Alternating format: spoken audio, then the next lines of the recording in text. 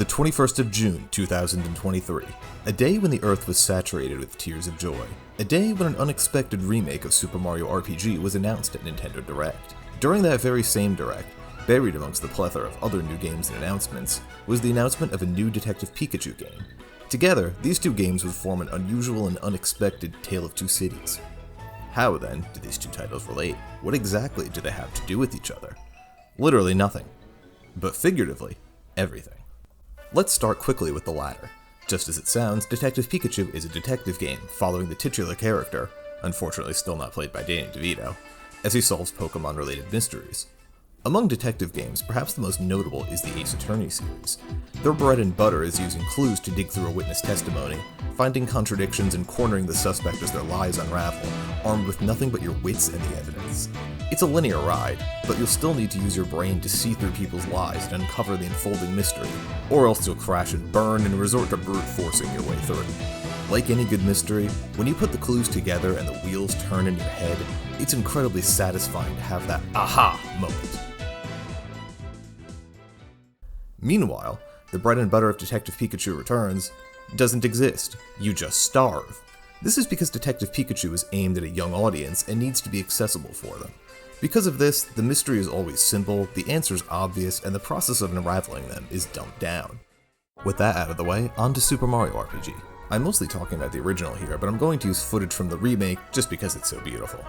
As the hardcore fans will know, Super Mario RPG was actually developed in a similar position. Japanese developers didn't think Americans understood RPGs, and they developed the game in response to both appeal to them and to make the RPG format comprehensible to them. In effect, they set out to make baby's first RPG. This didn't seem promising, especially by the fact Square already tackled this challenge themselves, and it resulted in Final Fantasy Mystic Quest, a much worse game that also tries to simplify RPGs for Western audiences. Okay, I know what you're thinking. I could have just used that as a parallel and saved you a couple minutes of ranting about Detective Pikachu, right? Wrong.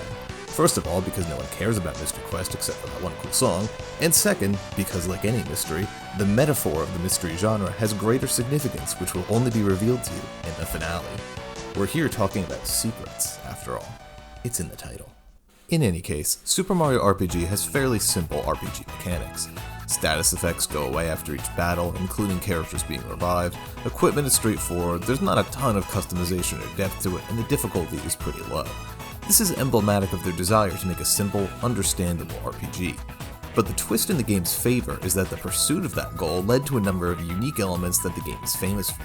For example, in an effort to keep people engaged with the game, they implemented the action timing for hits, defense, and skills, and even made the timing different for each type of weapon to keep it fresh for longer. This has been the game's legacy, as every Mario RPG after it has used this system. The game also made the move to combine MP, or FP as it's called here, into a shared pool for the entire party. And instead of getting more just by leveling up, you get more by discovering chests with flowers in them or by receiving flower tabs from special tasks or hidden places. This move was made to simplify the system so you only have one number to keep track of instead of several, but actually manifests as a unique spin on the concept of MP. When you know it's going to affect every character, you think differently about which skills to use and when you do. And instead of being just another number going up, getting more FP feels exciting and gives you another activity to work toward. On the field, they also included Mario's famous jump into an essential tool to navigate the maps. This also means there's actual platforming, another novel feature for an RPG. All of this was done to appeal to Baby's attention span. But rather than taking something away from the game by dumbing it down for Baby, they used that opportunity to actually add things to the game that made it stand out. Unlike Detective Pikachu Returns, which simply made the game less interesting to appeal to a young audience, Mario RPG made the game more interesting in order to grab that audience. Speaking of interesting, well, it is. Take an ordinary RPG like Final Fantasy IV. A party member is kidnapped and you run up a big tower to rescue her from the big bad. You fight him and save her, complete with drama, reversals, and twists. Good stuff. Let's compare to what happens when Booster kidnaps Peach in Super Mario RPG. You run up the tower, which has waiting room music in its lobby, get to the top and confront the villain, and play hide and seek behind a curtain while he looks for his Mario action figure. And if you succeed, he's super nice to you. And then you go outside and get into a fight with a guy who will later play a juggling game with you in exchange for multiple different types of rotten mushrooms, and a guy who opens a casino that might net you an item that summons star creatures to hurt enemies by dancing. Afterwards, you'll run up a hill dodging barrels and jumping over henchmen trying to catch the villain. And then you'll chase them to a wedding chapel, where everyone is trying to collect Peach's wedding accessories, and you might get kissed by Bowser depending on how poorly you do at collecting them, and then you inexplicably fight a sentient wedding cake. I don't mean inexplicable because it's a weird RPG boss, I mean that it's inexplicable even to the game's characters. The takeaway being, this game can be pretty wild. This is a game, after all, where you fight an alarm clock that turns you into a scarecrow, and evil Power Rangers. Okay, they're not really Power Rangers. They're Super Sentai. The villain in the tower, by the way, Booster, is the best. He's a character with so many little quirks and jokes every time he appears, as he stalks you creepily up his tower, acts up as a big villain, but reveals himself to be anything but menacing. He's as charming as they come. And the whole game as a whole is full of that kind of personality that sets it apart from typical RPGs. Mario is Mario, so he can jump, and boy can you jump. You can jump on counters, you can bounce on the beds which keep you jumping automatically, you can jump on people's heads and ride them around the room. When Mario goes to sleep, there's an animation of him snoozing, and he won't wake up until you prompt him to wake up. And he won't actually jump out of bed until you press the jump button to do it. Mario pantomimes story events to catch people up since he doesn't talk. Towns often have crisis-ridden alternate forms to them, with Mushroom Kingdom under siege at night by bouncing maniacs, and Rose Town being assaulted by arrows that paralyze whatever NPC they hit.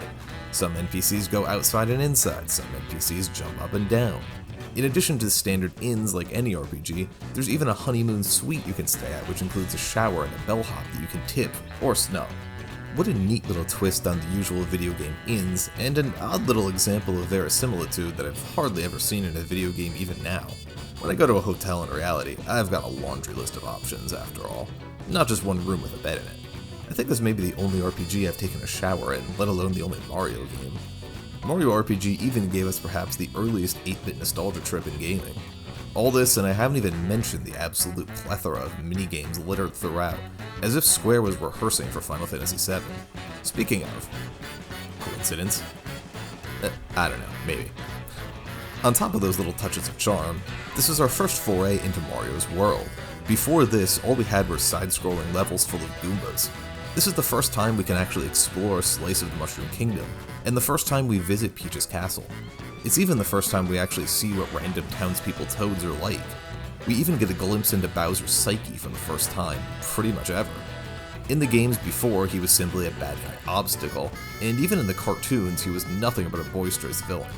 Here, we see he actually seems to like his altercations with Mario, and he acts as big as he does to cover his insecurities and suppress his softer side.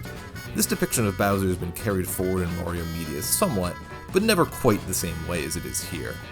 The world itself feels surprisingly cohesive, too. There's a high-end town built around the castle, which is so fancy it has its own sewer system nearby, which connects to a big waterfall. A more rural town next to a forest. A mining town on top of a mountain. A village by the sea, full of terrified NPCs, presumably all dealing with the stress of paying escalating property taxes for their desirable seaside homes in order for Peach to fund her extravagant castle decor. And even a town above the clouds. The game doesn't exactly have complex economic details, but you can at least tell why villages were built where they were and how those people make a living, and each village has architecture reflective of where it is.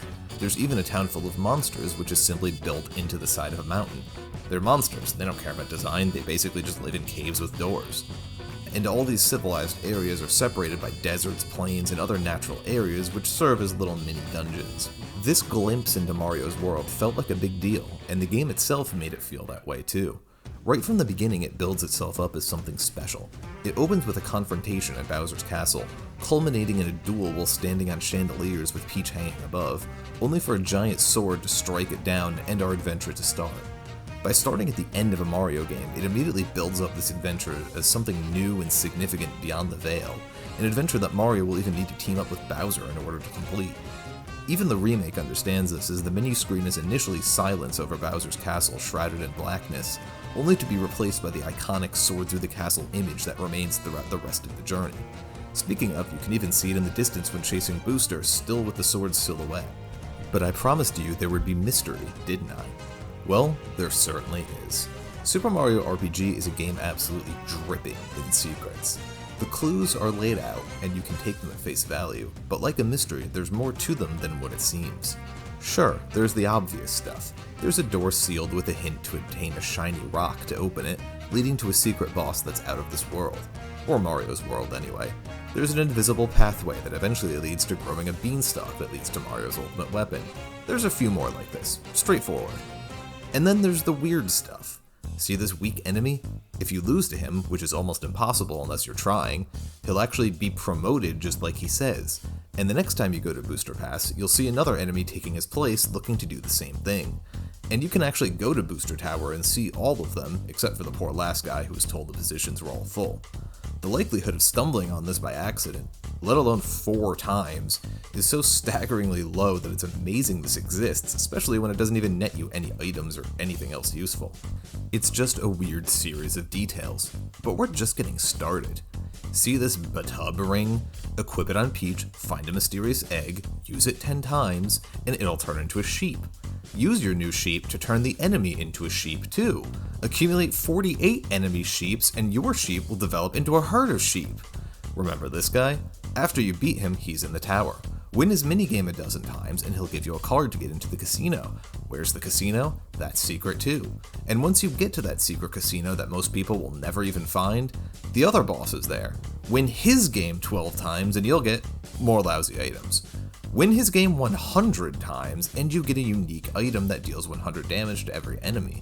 But wait, there's more. Use it with Peach and the animation is different. Why? Who knows? But wait, there's more. There are hidden chests, and there are hidden chests hidden on top of hidden chests. There are secret NPCs you can't even see. Equip the jump shoes on Mario and he'll spin whenever he uses his jump moves. Remember that hotel suite? If you stay additional nights and can't afford it, you have to work as a bellhop to pay your tab. Did you know you can buy fireworks even after trading one for the shiny stone? You did? Cool. Did you know the quantity of fireworks you buy actually changes the game's end credits? Did you know Mario's jump ability, and just that one ability, the only one in the game, it doesn't apply to the higher jump moves, actually increases in power every time you use it, maxing out at over 200 uses? Did you know that despite you usually messing up the super jump after about 13 jumps, if you somehow pull off 100 consecutive jumps while using it, you unlock Mario's best armor? I don't have any footage of that one, and I never will. This may be Baby's first RPG to play, but it is the final RPG you will 100% before you die as an old man, because you will have spent your entire life trying to make those 100 jumps. And the thing is, these secrets and little details just go on and on and on. Unless you're the most absolute hardcore of fans, there's probably a number of secrets you don't even know, even if you think that you're a super fan and you know everything. And because all of these mysteries are attached to what's supposed to be Baby's first RPG, they feel even more special every time you find one. In Tears of the Kingdom, you'll find out icy meat turns your shield into a skateboard, or you'll find out the Yiga armor will let you have little chats with disguised Yiga, or whatever.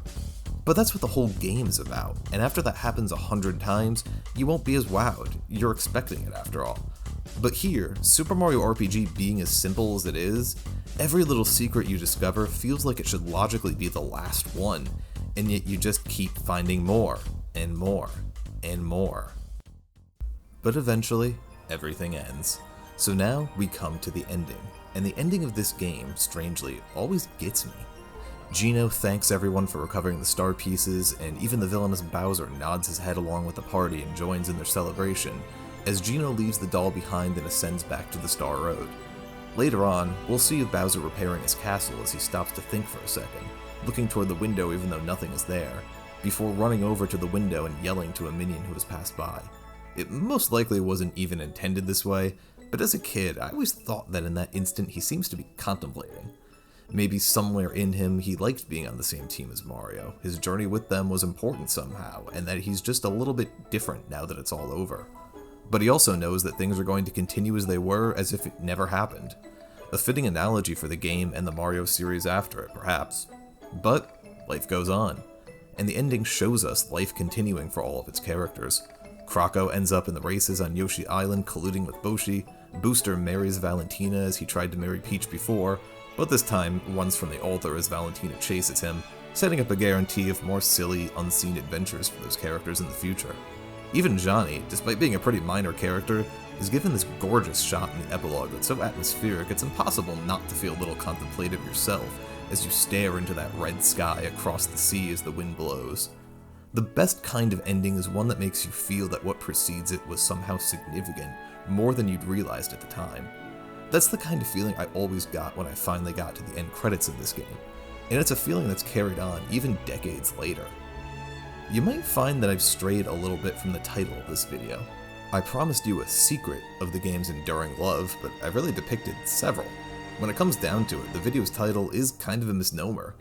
It's tempting when examining a game to think you can just ask why it is so beloved, what makes it special, and expect to get a straightforward answer. But a lot of times, it isn't that simple. Because what makes this game special isn't one aspect of it, or just a couple of unique traits on the back of the box. People who don't love this game are the ones who will see it as simple RPG with actiony elements, platforming bits, minigames, and silly atmosphere. The people who do love it see it differently. Not all of those words in sequence, but all of them at once. Something greater than the sum of its own parts. A product of both its time and of the particular people who made it. A product of what Mario was at the time, and what these developers thought he could be. It was a product of what video games were at the time, what technology was at the time, what could be done with it, and what they aspired to do with it. It isn't a matter of explaining why the game is so special, it's a matter of how. Mario RPG isn't simply special because it varies RPG conventions, nor is it special simply because it's a twist in Mario's universe. Nor is it special simply because it's amusing and loaded with secrets. It's special because it is a lightning in the bottle that has all of those things in unison, made possible only at that specific point in time. Super Mario RPG couldn't have been developed even 1 year later. Too much would be changed in the image of Super Mario, the gaming landscape, the relationship between Nintendo and Square, and the technology of gaming for it to be even remotely what it was. The seeming silence from Nintendo for so long is reflective of that. It was released, and within mere months, it was already succeeded by Mario 64. And the very next year, Final Fantasy VII was released, changing the public's perception of RPGs forever. Neither Super Mario nor RPGs were the same anymore, even just that 1 year later. Like the flowers of a fleeting cherry blossom, the game bloomed and passed. There were blossoms that came before it, there would be other blossoms after it, but none was quite the same as that one which bloomed that one springtime in 1996.